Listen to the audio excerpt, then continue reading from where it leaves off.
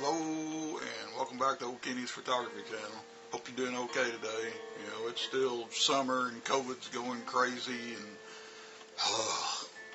photography seems to be really slow right now. I think I've got to shoot one model in the last few weeks. Hope you're doing okay though. And today I thought I'd talk about some trends that are not good for photography, and if I step on any toes, I apologize, but it will be what it will be. It is what it is.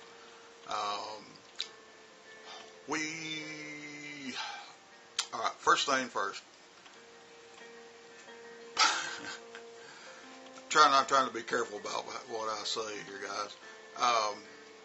There are one of the worst trends that I see has to do with we're simply shooting too soft, and it's so bad.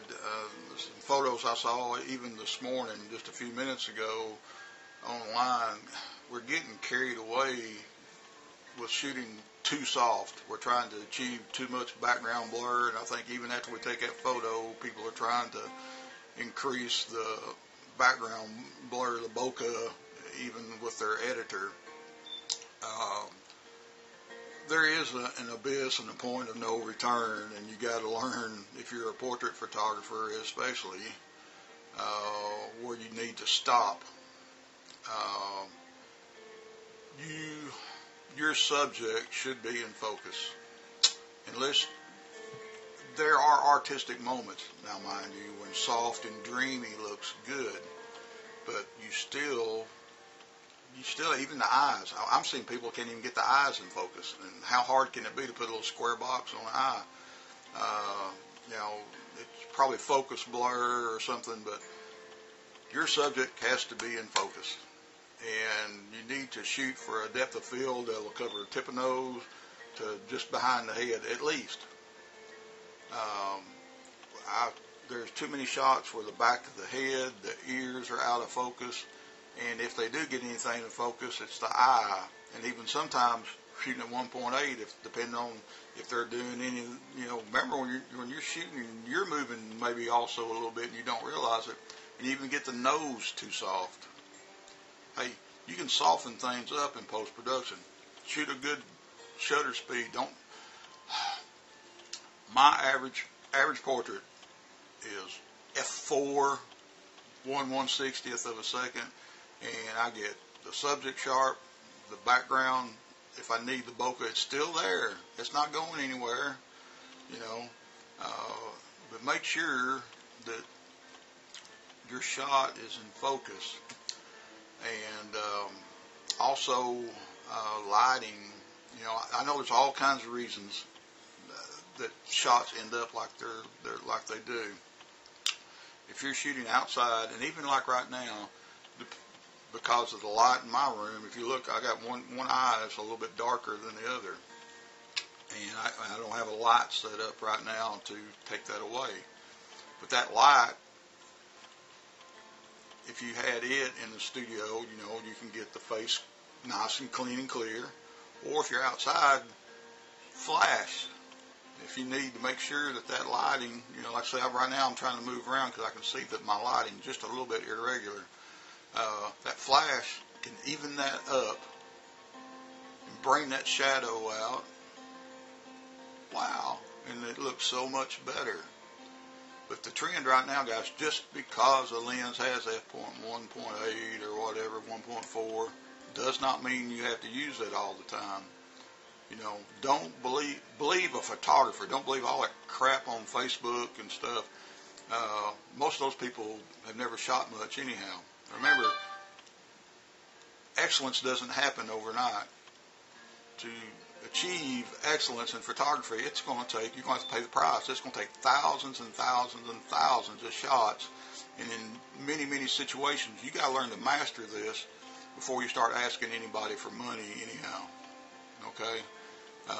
But do your best in camera first. Figure out, that shutter speed, the ISO and everything, and get a nice, crisp, clean photo, and you can soften their face up in post-production if it needs it. If they got a wrinkle or whatever. I mean, you can soften that stuff up in post-production. Get the photography stuff done right first. So anyhow, enough of me ranting about shooting too soft. And you know if you're doing it. You know, it's no secret. You look at your photos and look at other photos you might admire and look at the difference.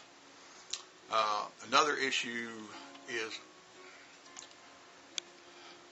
shadow really cannot be edited. Every time I see shadows edited, it's a poor attempt at best. And a lot of times it leaves a big old white looking face that looks totally different from the body because they're trying to do every trick in the book to take away the shadow from a face. Now sometimes shadows look really cool, but you got to determine if it's making the subject flattering or not. On a standard portrait, if you got a big old shadow going across the face, you probably did not mean for that shadow to be there.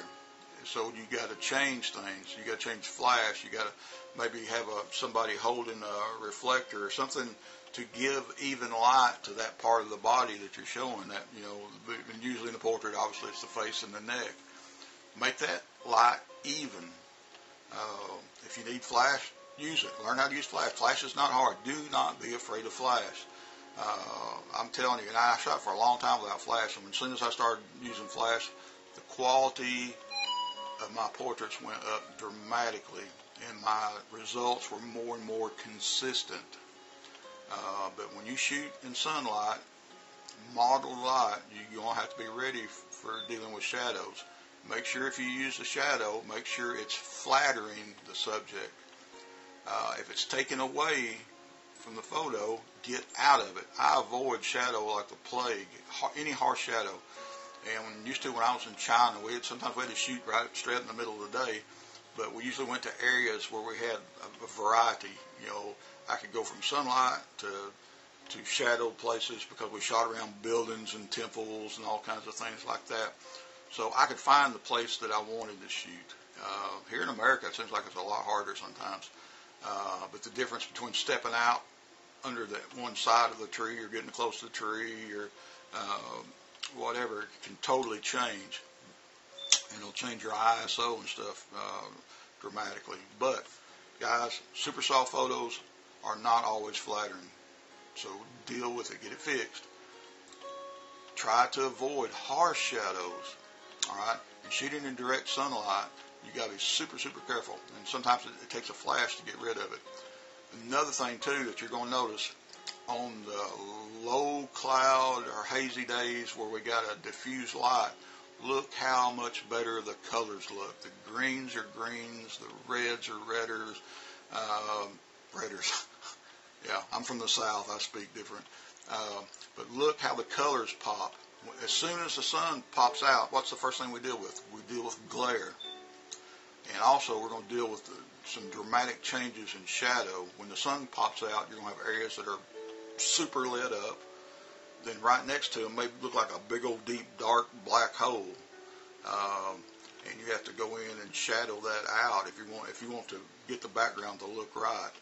So the best thing to do is just avoid it. Okay? Avoid those overexposed shots. Another thing you can do, here's the thing you can do with flash, and we'll turn this video off.